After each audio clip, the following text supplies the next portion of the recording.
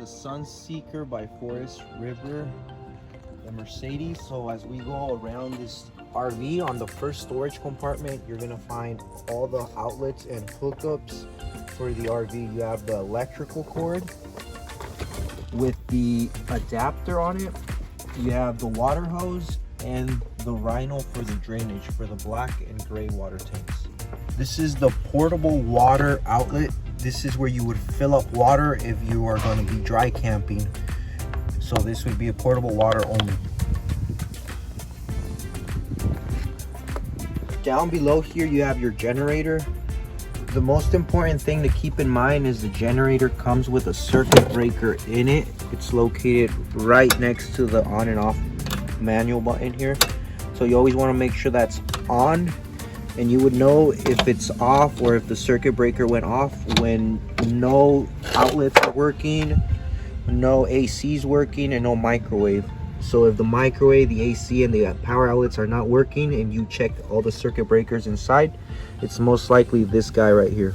Storage compartment, it's a two-way storage compartment. It's basically the only storage compartment on this Sunseeker RV.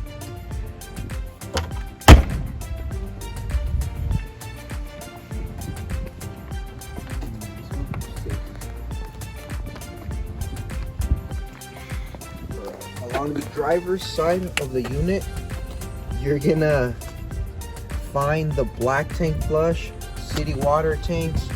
So on this RV, it's located in the same compartment area. So here you have the black tank, the gray tank, and this is where you would come and empty them if your levels are full. Aside from that, you got the city water connection right here. That's where you would connect your hose from a faucet to get direct water into the RV. So this would be your city connection outlet right here. And you also have the black tank flush right next to it, which is for the black tank when disposing of it.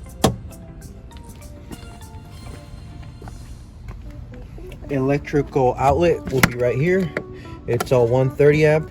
So we do have both the regular cable that goes to it and the adapter to a 110, 120.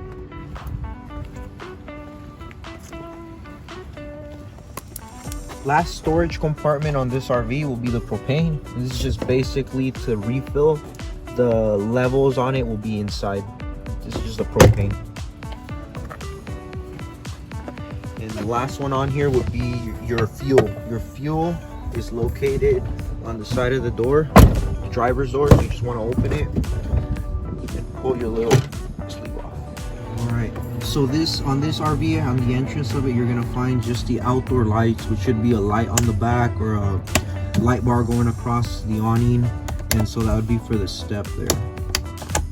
Right next to it down here, you're gonna have the awning extend and retract button. So this is usually for the awning right here. Last one over here, it's gonna be for the on and off button. This is just for storage if you're thinking of storing the RV for more than a week.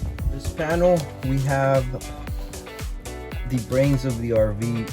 We have the readings to every level and the buttons that run everything on the RV. So we go across this side here, we have the gray tank.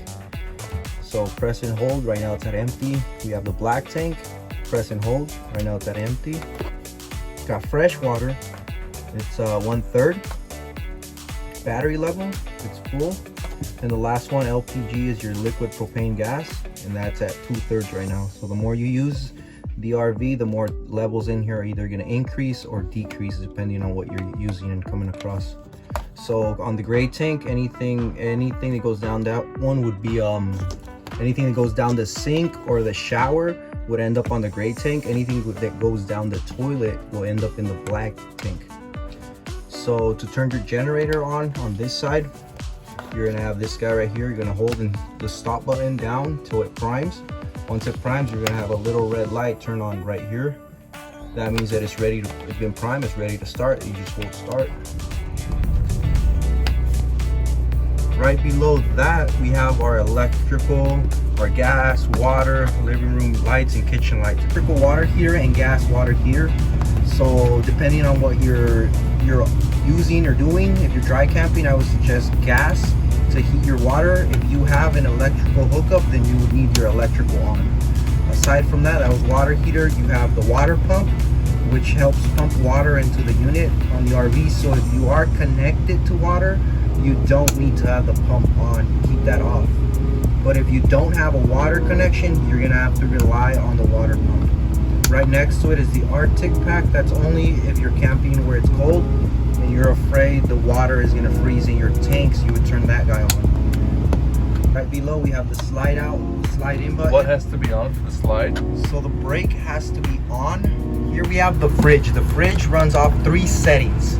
So it's simple. You have auto, electrical hookup, or gas. Right now it's running on auto, which means it's relying off the battery.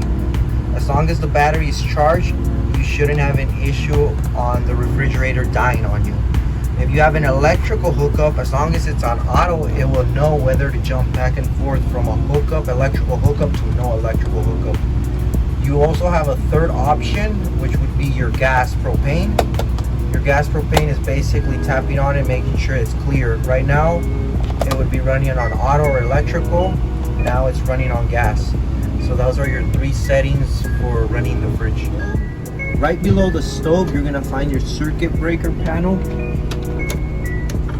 You're gonna depend on it only if a circuit breaker turns off.